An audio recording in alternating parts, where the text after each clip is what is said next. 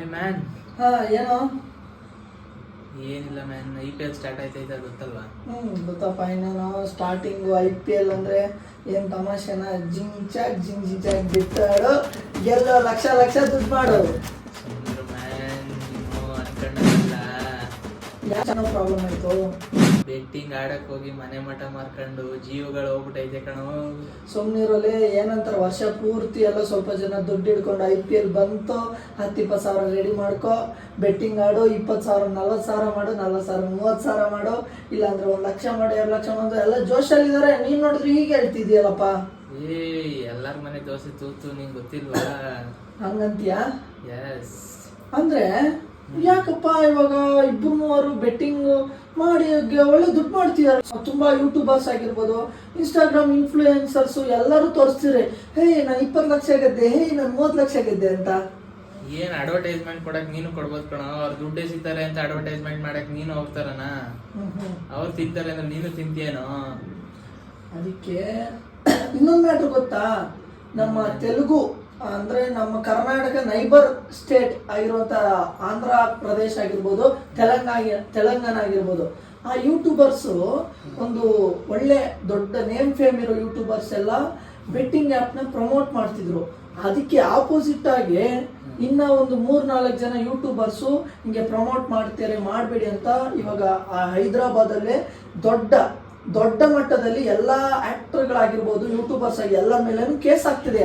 ಇದನ್ನ ನಮ್ಮ ಕರ್ನಾಟಕದಲ್ಲಿ ತರಬೇಕಾ ಬೇಡವಾ? ಫಸ್ಟ್ ಅವ್ರು ಏನಕ್ಕೆ ಮಾಡ್ತಾ ಇದ್ದಾರೆ ಹೇಳು? ದುಡ್ಡು ಮಾಡಕ್ಕೆ. ಯಾಕೆ ಹೇಳು?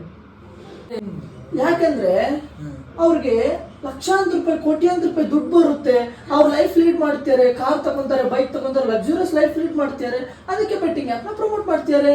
ನೋಡ್ದಾ, ಅದನ್ನ ನಮ್ ಜನಗಳು ನೋಡಿ ನಾವು ಅವ್ರ ತರ ಆಗ್ಬೋದು, ನಾವು ಲ್ಯಾಂಬರ್ಗಿನಿ ಕಾರ್ ನೋಡ್ಬೋದು ಅಂತ ಯೋಚನೆ ಮಾಡ್ತಿರ್ತಾರೆ ಮ್ಯಾನ್. 100% ಯೋಚನೆ ಮಾಡ್ತೀವಿ. ಯೋಚನೆ ಮಾಡಬಾರ್ದು ಅಂದ್ರೆ ನಾವೇನ್ ಮಾಡ್ಬೇಕು? ನಕ್ಕನ್ ಸರ್ಕಾರಕ್ಕೆ ಹೇಳಿ ಬ್ಯಾನ್ ಮಾಡಿಸ್ಬೇಕು ಮ್ಯಾನ್.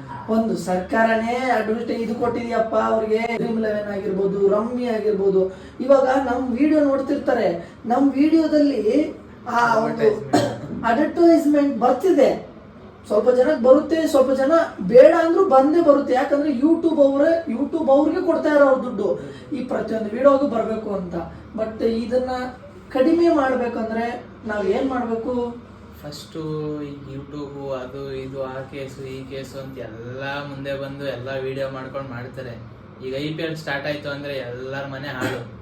ಈಗ ಯಾರ್ಯಾರು ಬೆಟ್ಟಿಂಗ್ ಆಡ್ತಾರೋ ಅವ್ರ ಜೀವನ ಹಾಳು, ಅವ್ರ ಮನೆಯವ್ರ ಜೀವನ ಹಾಳು, ಅವ್ರ ಮಕ್ಕಳು, ಅವ್ರ ಹೆಂಡತಿ, ಅವ್ರ ಅಪ್ಪ ಅಮ್ಮ ಎಲ್ಲರ ಜೀವನ ಹಾಳು. ಒಬ್ರ ಮೇಲೆ ನಿಂತಿರೋ ಜೀವನನೇ ಇಡೀ ಸರ್ವನಾಶ ಆಗೋಗ್ಬಿಡುತ್ತೆ.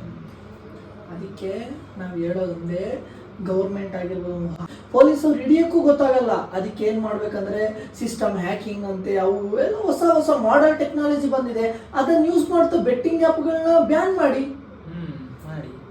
ಯಾಕೆ ಮಾಡಬಾರ್ದು? ಬಟ್ ನಮ್ಮ ಆಲ್ ಓವರ್ ಇಂಡಿಯಾ ಆಗಿರ್ಬೋದು, ನಮ್ಮ ಕರ್ನಾಟಕ ಆಗಿರ್ಬೋದು, ಇಂಥವು ಈ ಗೌರ್ಮೆಂಟ್ ಅವರು ಮೈನ್ ಯೂತ್ ಕೆಟ್ಟೋಗ್ತಿರೋದ್ರಲ್ಲಿ ಮೈನ್ ಯಾವ್ಯಾವ ಕಂಟೆಂಟ್ ಅಲ್ಲಿ ಕೆಟ್ಟೋಗ್ತಿದ್ದಾರೆ, ಯಾವ್ಯಾವ ಮೈನ್ ವಿಧಗಳಲ್ಲಿ ಕೆಟ್ಟೋಗ್ತಾರೆ, ಇಂಥದ್ರಲ್ಲಿ ಒಂದು ಎಣ್ಣೆ ಹೊಡಿತಾ ಇದಾರ, ಇಲ್ಲಾಂದ್ರೆ ಗ್ಯಾಮ್ಲಿಂಗ್ ಆಡ್ತಿದಾರ, ಇಲ್ಲಾಂದ್ರೆ ಬೇರೆ ತರ ಚಟಗಳಿಗೆ ಸೇರ್ಕೊಂಡಿದಾರ ಅನ್ನೋದು ನಾವು ಕೇಳಬೇಕು. ಗೌರ್ಮೆಂಟ್ನ ಕೇಳಿ ಅದಕ್ಕೆ ಒಂದು ಜಸ್ಟಿಫಿಕೇಶನ್ ಇಲ್ಲ ಅಂದ್ರೆ ಗೌರ್ಮೆಂಟ್ ಏನ್ ಮಾಡ್ತಾರ ಗೊತ್ತಾ ಮಚ್ಚ? ಅವರು ದುಡ್ಡು ಮಾಡ್ಕೊಳ್ಳೋದ್ ನೋಡ್ಕೊತಾವ್ರೆ. ಈಗ ಬೆಟ್ಟಿಂಗ್ ಆ್ಯಪ್ ನಿನ್ಗೊಂದಿಷ್ಟು ಕೋಟಿ ಕೊಡ್ತೀನಿ ಅಂದ್ರೆ ಸರಿ ಅಂತ ಸೈನ್ ಹಾಕೊಬಿಟ್ಟು ಕೊಡ್ತಾರೆ. ಇನ್ನೇನಪ್ಪ ಸಡನ್ ಆಗಿ ನಾನು ನಿಂಗೆ 1 ಕೋಟಿ ಕೊಡ್ತೀನಿ, ನೀನೊಂದು ವಿಡಿಯೋ ಮಾಡ್ಕೊಡು ಅಂದ್ರೆ ಯಾಕೆ ಮಾಡ್ಕೊಡಲ್ಲ? 1 ಕೋಟಿ ರೂಪಾಯಿ ಸಂಪಾದಿಸೋದಂದ್ರೆ ಎಷ್ಟೋ ಕಷ್ಟ ಇವಾಗ. ಯಾಕಂದ್ರೆ ಒಂದು ಮಿಡಲ್ ಕ್ಲಾಸ್ ವಿಡಿಯೋದಲ್ಲಿ 1 ಕೋಟಿ ಸಿಗುತ್ತೆ ಅಂದ್ರೆ ಯಾರು ತಾನೇ ಮಾಡಲ್ಲ? ಈಗ ನಾವೇ ಮಾಡ್ತೀವಿ ಅನ್ಕೋ, ಖಂಡಿತ 1 ಕೋಟಿ ಕೊಡ್ತಾರೆ ಅಂದ್ರೆ ಬೇಡ ನಮ್ಗೆ ಆಸೆ ಇರಲ್ವಾ? ಅದೇ ಯಾಕಂದ್ರೆ ಈ ಕಾಲದ ಯೂತ್ಸ್ ಏನ್ ಮಾಡ್ತಿರ್ತಾರೆ ಅಂದ್ರೆ, ಒಂದು ಲೈಫಲ್ಲಿ ನಾನು ಒಳ್ಳೆ ಪ್ಲೇಸ್ ಹೋಗ್ಬೇಕಂದ್ರೆ ದುಡ್ಡು ಮಾಡ್ಬೇಕಂದ್ರೆ ಹೇಗ್ ಮಾಡ್ಬೇಕು ಅಂತ ಯೋಚನೆ ಮಾಡ್ತಿರ್ತಾರೆ. ಒಂದು ಕೆಲ್ಸಕ್ಕೆ ಹೋಗಿ ದಿನ ಪೂರ್ತಿ ಕಷ್ಟಪಟ್ಟು 1000 ರೂಪಾಯಿ ತರೋದು ಹೇಗಿದೆ, ಒಂದೇ ಒಂದು ನಿಮಿಷದಲ್ಲಿ 1000 ರೂಪಾಯಿನ ಇನ್ನು 1000 ರೂಪಾಯಿಗೆ 2000 ಮಾಡೋದು ಹೇಗಿದೆ ಅಂತ ಯೋಚನೆ ಮಾಡ್ತಿರ್ತಾರೆ ನಮ್ಮ ಯೂತ್. ಅದಕ್ಕೆ ನಮ್ಮ ಯೂತ್ಗೆ ನೀನೇನ್ ಹೇಳ್ತೀಯಾ? ಹಿಡಿಯೋದ್ನ ನಿಯತ್ತಾಗಿ ದುಡಿದ್ರೆ ದೇವ್ರು ಎಲ್ಲರೂ ಒಂದ್ ಕಡೆ ಕೈ ಹಿಡಿತಾನೆ. ಅನ್ನ ಸಿಗ್ಬೇಕು ಅಂತ ನಿನ್ನ ಹೆಸರಲ್ಲಿ ಬರ್ದಿದ್ರೆ ಅಳ್ಸಕ್ ಯಾವನ್ ಕೈಲೂ ಆಗಲ್ಲ. ಅಂದ್ರೆ ಇಂಡೈರೆಕ್ಟ್ ಆಗಿ ನೀನ್ ಹೇಳ್ತಿದ್ಯಾ, ಕಷ್ಟಪಡು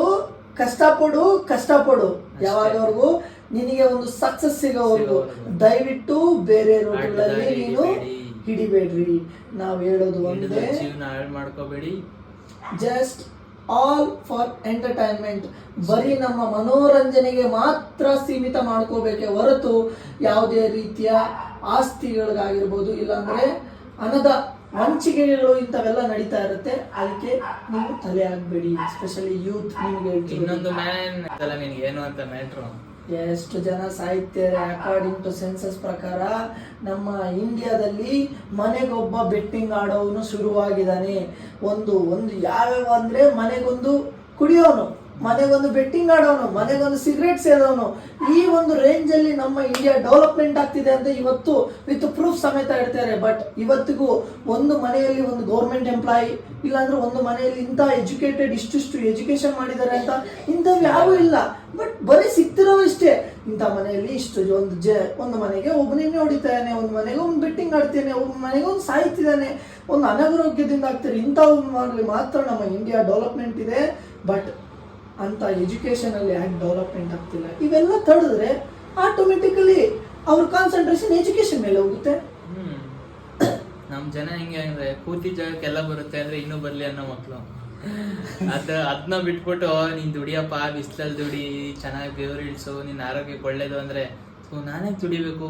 ಈಗ ಆರಾಮಾಗಿ ಯೂತ್ಸ್ಗೆ ಮೇನ್ ಪಾಯಿಂಟ್ ಅಟ್ರಾಕ್ಷನ್. ಅವ್ರು ಮಾಡೋದೇ ಅಟ್ರಾಕ್ಷನ್.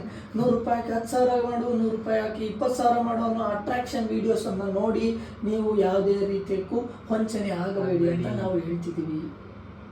ನೀವು ಅಷ್ಟೇ, ನಿಮ್ಮ ಮನೆಯವರು ಅಷ್ಟೇ, ನಿಮ್ಮ ಫ್ರೆಂಡ್ಸ್ಗಳು ಅಷ್ಟೇ, ನಿಮ್ಮ ಅಕ್ಕಪಕ್ಕದಲ್ಲಿರೋರ್ಗೂ ಅಷ್ಟೇ ಏನು ಹೇಳ್ಬೇಕು ಹೇಳಿ, don't play online games and bettings. Please concentrate on your career ಅಷ್ಟೇ.